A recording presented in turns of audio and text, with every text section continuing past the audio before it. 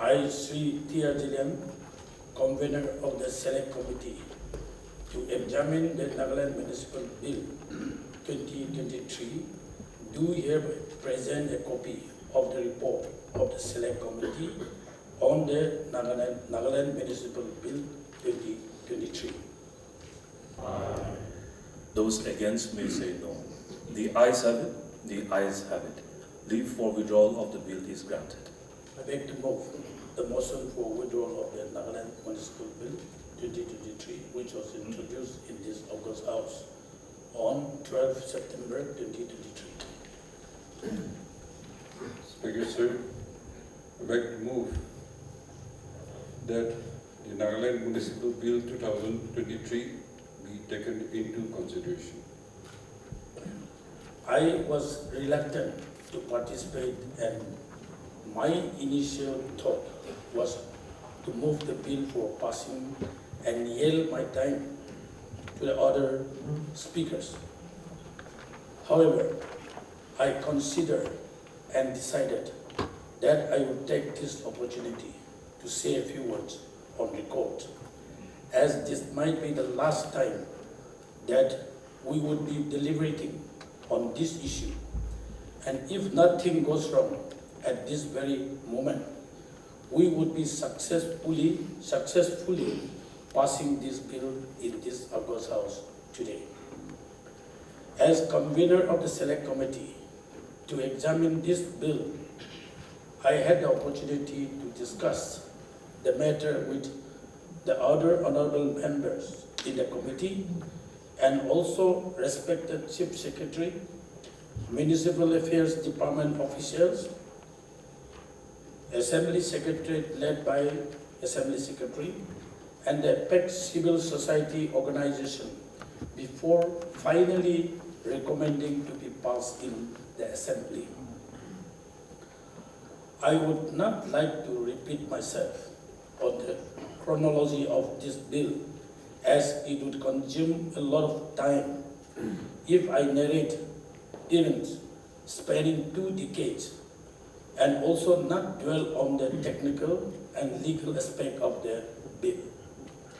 Since 2001, we have had trouble with this bill, and we have also on many occasions in the floor of this House and outside expressed our views and suggestions. And many speakers today would be delving on the bill and the clauses which are deleted and added.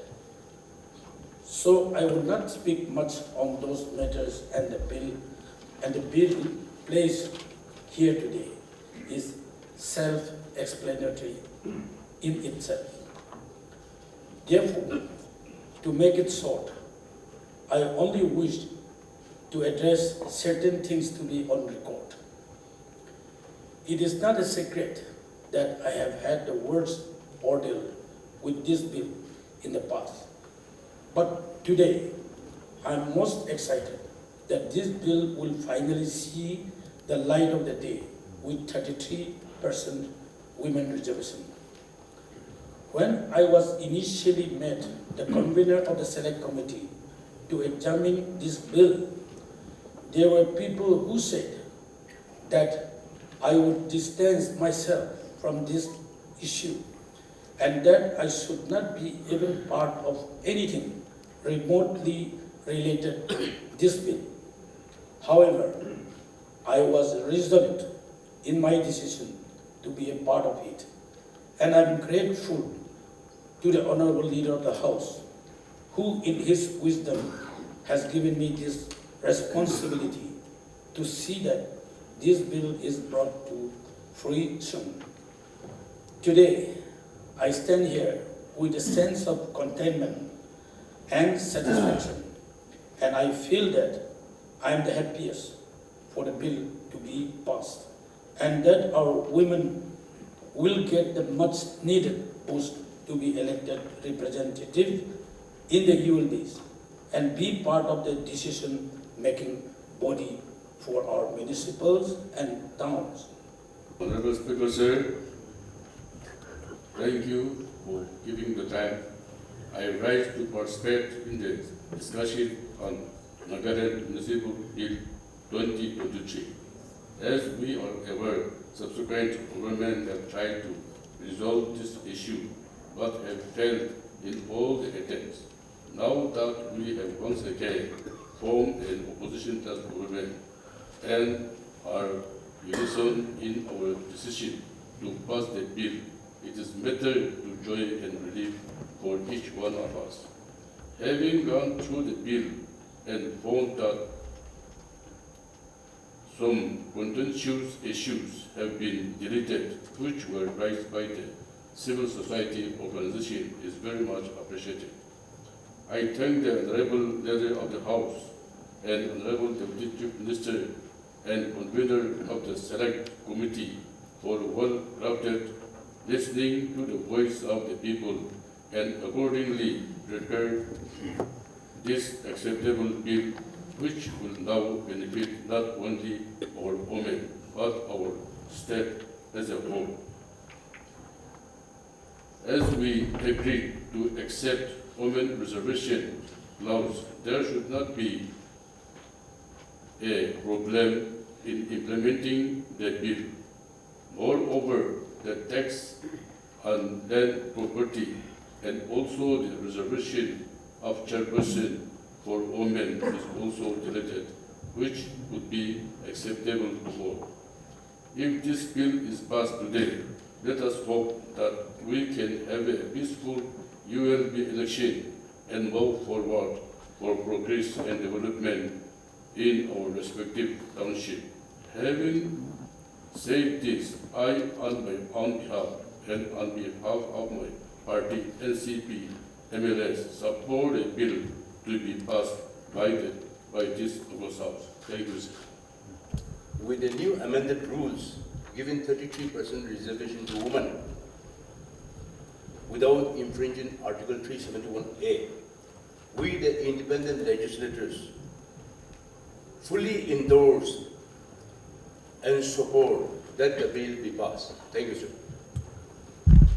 To allow us to share political decision-making power with the main folk. Another issue is on the taxation issues. But most surprisingly, in most unexpected way, it was resolved, and now we see the 23% reservation for the women vote in urban bodies with a very little oppositions. It is certainly a very positive change of mind on the minds of the people. Allow me in this August House to express a word of appreciation to those who are mainly responsible for such positive change of events.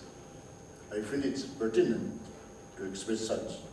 Firstly, the persistent struggles of the women folk, especially those leaders who were determined and firm to carry on till they achieved their legitimate goal against any form of obstacles and oppositions.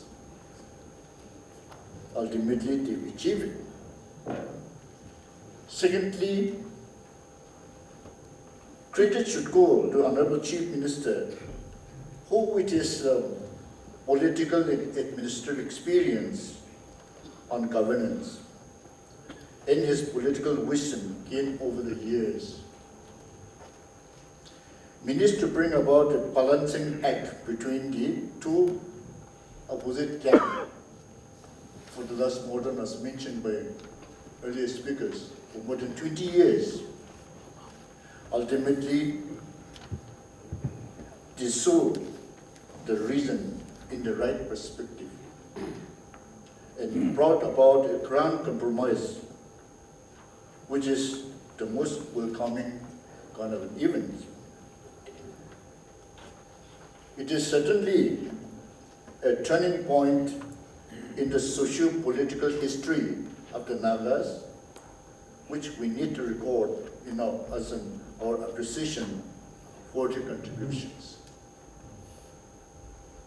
However, one point of disappointment which I have observed on glancing through the Act and also the brief statement given by the leaders of the Select Committee.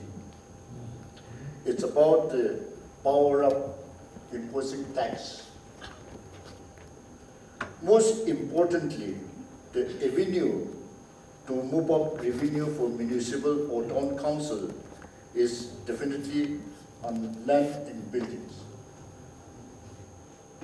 Honorable Leader of the Committee has already explained, of course, the reason why the omission, which was deliberate. I am not suggesting to reject the bill as such, but it is not a voice of dissent, but I want to express a voice of concern, because I am just wondering whether the power to impose taxes under item listed out in the relevant chapter 1, part 4, shall be able to manage effectively to carry on with the responsibilities of cleaning up and managing the town facilities, and also for development of amenities in the townships, which is quite challenging.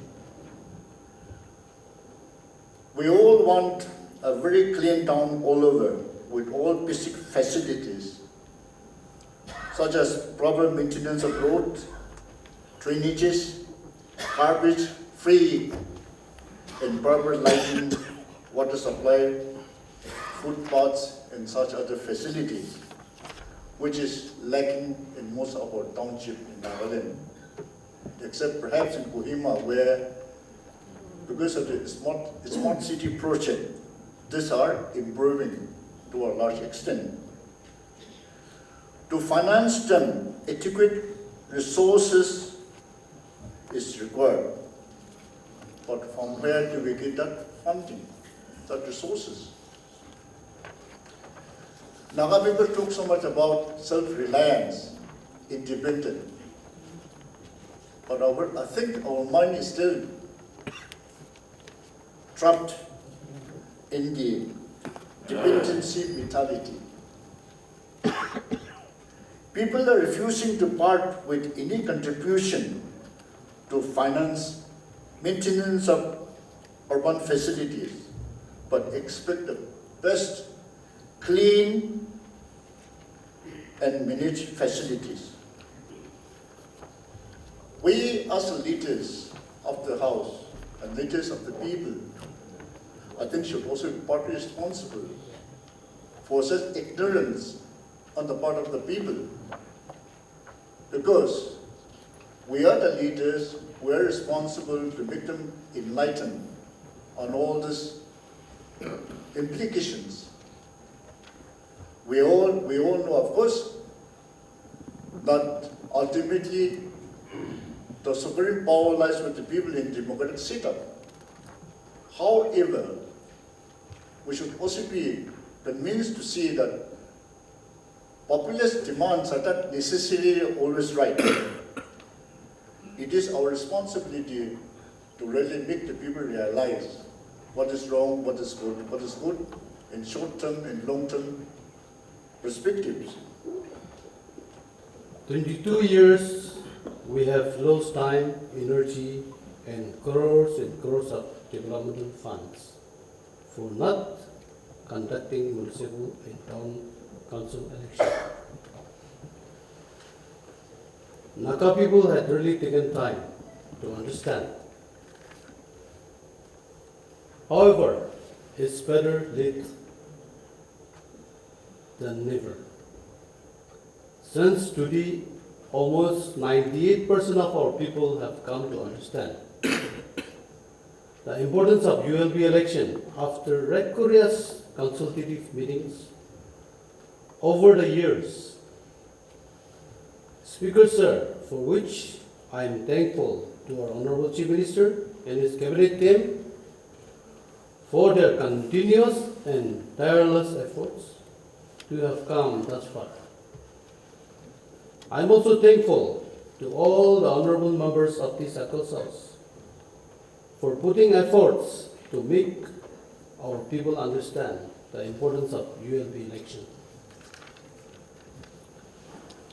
I would also like to convey my appreciation to the panel of Select Committee for bringing up with appropriate municipal bill after thorough consultations. My gratitude also goes out to all the concerned government officials, legal fraternity, civil societies, NGOs for their cooperation and combined efforts with the government of the state. Speaker, sir, and democratic country like us, 100% consensus may never come to pass, but majority prevails in democracy.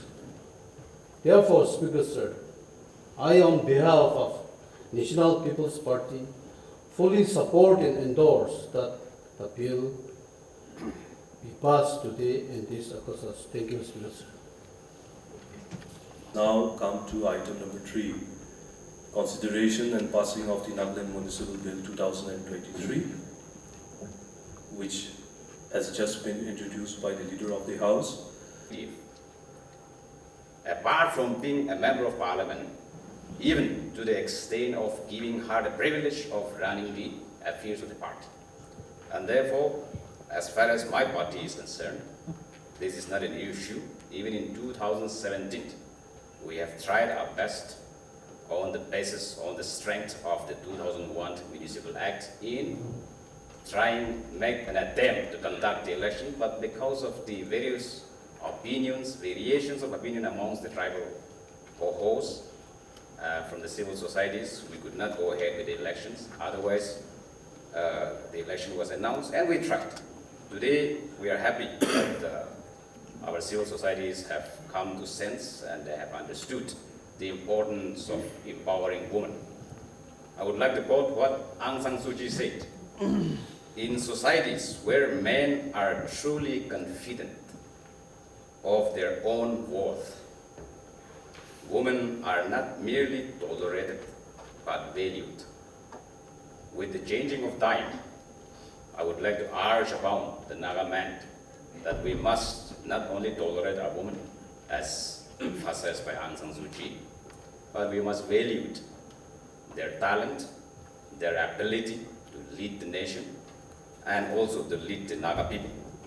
If you see, during COVID time, Speaker Sir, there were a lot of political leaders across the length and breadth of the world, and one such lady, which I have found in the record, is Madam Jacinda Ardern. She resigned recently. She was the Prime Minister of New Zealand. Sir, while moving my vote in favor of the motion moved by our Chief Minister and then the Deputy Chief Minister, and as per the composition of this House Select Committee, while supporting the motion, I wanted to post down a little bit to our memory land. This 2001 Nagaland Municipal and Town Council Act came to our notice in somewhere in 2004. And when we went through the book, it was full of shortcomings, and then the gray areas and doubtful areas. In the cabinet, we were discussing, and some of the clauses were somewhat lean to our tradition and culture. So we were expressing our reservation, which is 2001 Town and Municipal Act. Then our Chief Minister, the incumbent Chief Minister, Sri NEIPHIU, started consulting with various intellectuals and the NGOs of the Naga society. I was aware, and the Naga people were also aware. As a democratic government and leader of the people, the leader of the House and then another Chief Minister has consulted over the years Nagaland Municipal Bill 2023 on behalf of the Lok Jan Shakti Party, and I would like to congratulate the most able, proactive Chief Minister Sri NEIPHIU for killing 2 birds with a single stone. All the members of this August House, we are here today at this moment because God has chosen us for us to work unitedly for our people to glorify His name by making our people happy, because we all know that in democracy, happiness of the people is the index of good government and good governance. We have unitedly stood together to solve some of the common issues that have been facing the Naga people since time immemorial, like Naga political issue, UCC, RIIN, ENPO issue, Nagaland Forest Conservation Act and its resources, the extraction of oil, petroleum, natural gas, minerals, and soon 2024 Lok Sabha election to decide the country's direction, where it should be going. And today, it baffles my imagination, and I'm so excited that by the grace of God and through the able leadership of our Honorable Chief Minister Sri NEIPHIU, we are going to see the light of Nagaland Municipal Bill 2023 in reality. Article 371A, which is derived and as direct product of the 60 points agreement, has for the first time effectively put into practice and test the waters that has never been tested earlier. Though the Constitution of India provides for certain extraordinary powers to our legislature, no leader, no house, no government has ever dared to step into this area. So I especially want to make a special mention of our leader, none other than our Chief Minister, Mr. NEIPHIU, who has taken this bold step with so much risk of being turned down, refuted, rejected, but with all his experience and long innings in politics, he took a calculated risk, and we have asserted the rights of our state. The powers that has been vested in this assembly by none other than the Government of India, with guarantees in the Constitution of India under the Article 371A. And if this bill be enacted today and our new Municipal Act of 2023 becomes a reality, it is the fusion. Given the history of several attempts made in the past 2 decades to hold ULB election in Nagaland and some unfortunate incidents associated with it. Let me also give a brief account of the string of events that have led to the drafting of the present Nagaland Municipal Bill 2023. So, as you are aware, the 73rd and the 74th Constitutional Amendment Act 1992 lay the foundations of the establishment of vast network of local self-government throughout the country. The 73rd Constitution Amendment Act provides for and laid the foundation stone of establishment of three-tier local self-government in the rural areas. And to be known as Panchayati Raj, this act had exempted Nagaland and other tribal areas of the northeast India from its purview, as we already have village councils constituted as per our respective tradition and customary practices. However, the 74th Constitution Amendment Act 1992, which provided with the establishment of local self-government in the urban area, did not give any exemption to the Nagaland and other tribal areas of the Northeast. This is the most probably due to the fact that in our urban centers, which were of recent origin, we do not have traditional or customary institutions of local self-government. Those not exempted, we are under the obligation to enact laws for establishment of urban local bodies in our own areas.